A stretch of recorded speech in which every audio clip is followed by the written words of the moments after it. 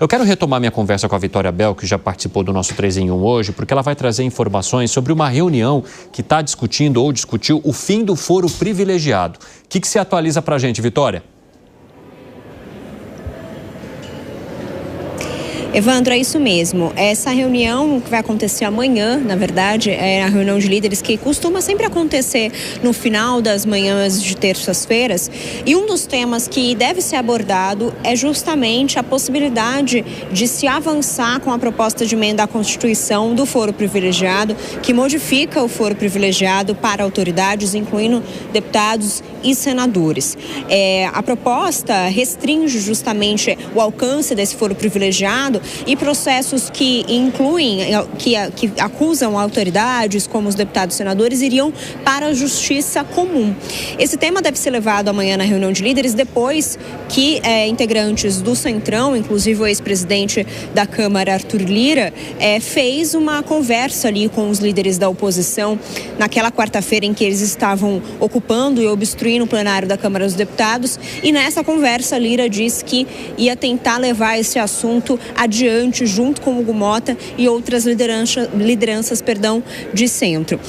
O que eu ouvi também é que, além desse fim do foro privilegiado, também está em discussão uma outra alternativa, que seria o aval do plenário da Câmara dos Deputados e do Senado, caso existam propostas, ou melhor dizendo, processos de deputados e senadores no Supremo Tribunal Federal. Então, essa proposta alternativa seria manter os processos de autoridades no STF com a condição de ter o aval do plenário da Câmara e do Senado para que esses processos avancem. Então, essas duas propostas devem entrar em discussão a partir de amanhã. Claro que ainda não há previsão de que isso seja pautado, nem que isso entre em votação, mas deve sim ser discutido na reunião de amanhã.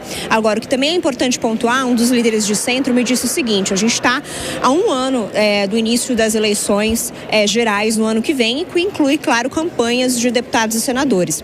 Se esse assunto pegar mal na sociedade e a opinião pública desaprovar esse fim do foro privilegiado, muito provavelmente Câmara e Senado recuem, voltem atrás e deixem esse assunto para lá, Evandro.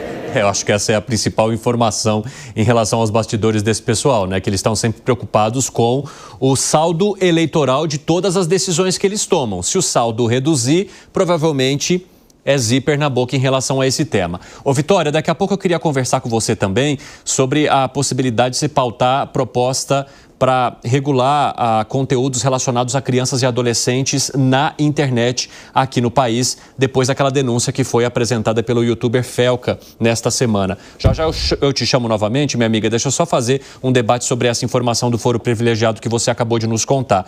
Zé Maria Trindade, e de que maneira que, no teu ponto de vista, a opinião pública pode ou não mobilizar esses parlamentares em torno da extinção do foro privilegiado para que eles possam responder a processos na primeira instância? Olha, nesse ponto aí, os deputados e senadores não estão muito preocupados com a opinião pública, não.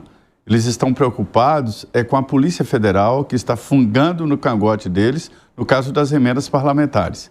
Ali existem irregularidades que estão sendo investigadas pela Polícia Federal, algumas já estão no Supremo Tribunal Federal e alguns já são réus, né? E tudo com base nas irregularidades das emendas constitucionais. Eu venho falando desta articulação aqui há muito tempo. A estratégia que me falaram é a seguinte: a Constituição original, a que saiu da Constituinte de 88, tem o artigo 53 como uma imunidade parlamentar mesmo. Lá está escrito que o deputado e o senador só podem ser presos em flagrante delito e por crime inafiançável. Veja a dificuldade, só pode ser preso por crime inafiançável, né, e no flagrante delito naquele momento. E mais, para abrir um inquérito ou processo contra deputado e senador, é preciso autorização da respectiva casa. Deputado na Câmara e senador no Senado, né? E qual é a ideia? É discutir de novo, né, esse artigo, as competências dos deputados e senadores e restabelecer o capítulo original da Constituição. aí não tem jeito do Supremo dizer que é inconstitucional. E seria risível dizer que um artigo original da Constituinte, né, ficou inconstitucional depois. Por outro lado, teve até uma ideia de apresentar uma ação direta de inconstitucionalidade no Supremo sobre as mudanças no artigo 53. Porque um deputado me explicou, e existem argumentos jurídicos, de que mexer nas competências e garantias dos parlamentares é cláusula pétrea, porque é representação de poder, né? Então, mudou um poder, as relações de poder. E os bolsonaristas querem se somar aos que temem a investigação das emendas e mudar o foro. De que forma? Através de uma emenda à Constituição, o Supremo já definiu que emenda à Constituição não dá direito a requerer retroatividade, ou seja, se aplica de qualquer maneira. E aí definindo, através dessa emenda, que acabou o foro privilegiado para deputados e senadores e o processo do ex-presidente Jair Bolsonaro vai para a primeira instância. Ô, Fábio Piperno, como é que você avalia esse movimento que está para acontecer e que deve ser discutido nessa reunião? Não, esse movimento aí, ele na verdade, ele que inclui parlamentares de todos os espectros políticos, né? Ele na verdade, trata-se de um mecanismo de autoblindagem. Né? Desde o momento em que o ministro Flávio Dino fez uma série de exigências aos parlamentares por mais transparência nas emendas e exigiu, inclusive, toda a documentação, justificativas, enfim, todo o rastreamento das emendas que foram aprovadas de 2022 para cá, de fato, ele acabou provocando um imenso tsunami.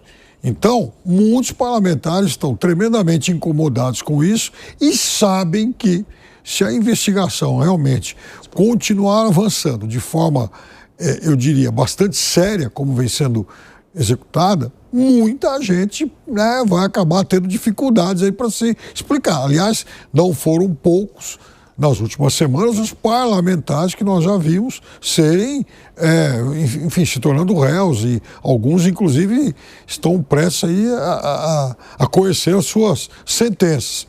Eu hoje, por exemplo, no jornal O Globo, estava lendo uma matéria muito curiosa sobre isso, que em 2024, Evandro,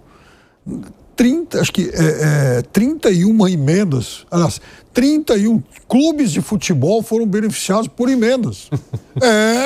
Verdade. Aliás, o título da matéria é muito sugestivo, por sinal, é Emendas Futebol Clube.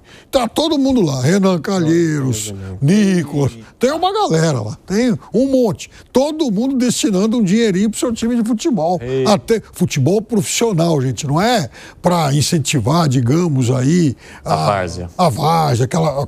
Não. Times profissionais recebendo dinheiro público.